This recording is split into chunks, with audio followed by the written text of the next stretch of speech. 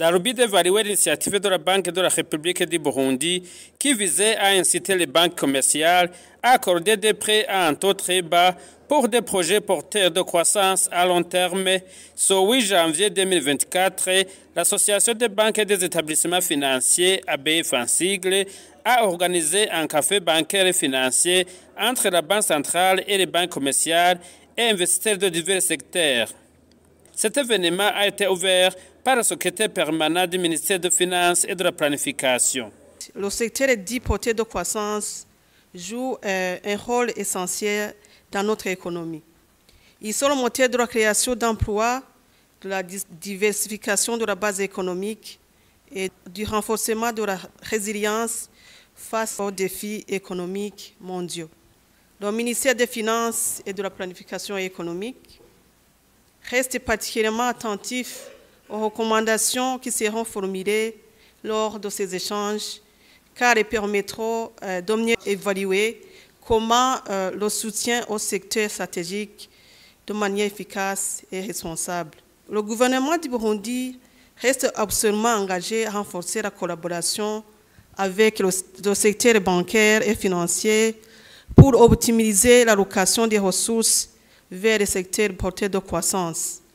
En travaillant ensemble, nous pourrons concevoir des mesures innovantes qui répondront aux besoins de l'économie tout en préservant la stabilité financière. C'est donc avec ces mots que je déclare officiellement ouverte cette deuxième édition du Café Banque et Finances.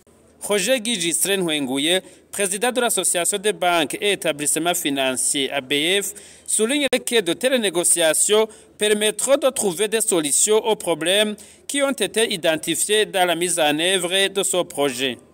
L'objectif de ce séminaire aujourd'hui était de pouvoir faire une évaluation ensemble avec les différentes parties prenantes, la Banque centrale, les opérateurs économiques et les banques, pour voir quels sont les points positifs de cette politique et quels sont les points négatifs. Mais aussi également, il était question de pouvoir évaluer ensemble les raisons de la suspension temporaire qui a été décidée par la Banque centrale. De commun accord, on s'est mis d'accord qu'il est très nécessaire déjà qu'on constate les points positifs de cette politique parce que les projets ont vu le jour. L'industrie a été bénéficié énormément de financement et grâce à ces financements, de nouveaux industries ont vu le jour, d'autres projets de développement ont vu le jour. Une enveloppe globale qui de plus ou moins 500 milliards a été affectée à ces projets.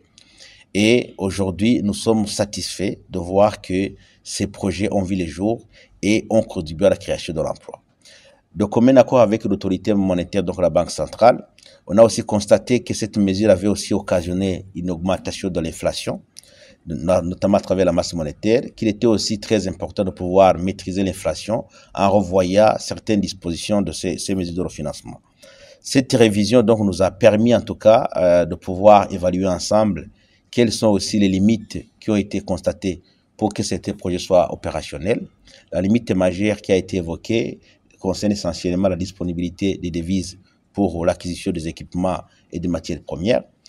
C'est pourquoi nous avons décidé ensemble, en tout cas, de poursuivre la réflexion pour pouvoir s'asseoir ensemble avec différentes parties prenantes, de réfléchir comment on va mobiliser les ressources en devises pour accompagner les projets, mais également de continuer le monitoring sur le terrain, de voir les projets qui n'ont pas réussi pour pouvoir identifier quelles sont les causes des échecs pour certains projets, afin que cette mesure puisse être revue ou ajustée en fonction des besoins pour soutenir vraiment la politique économique du pays.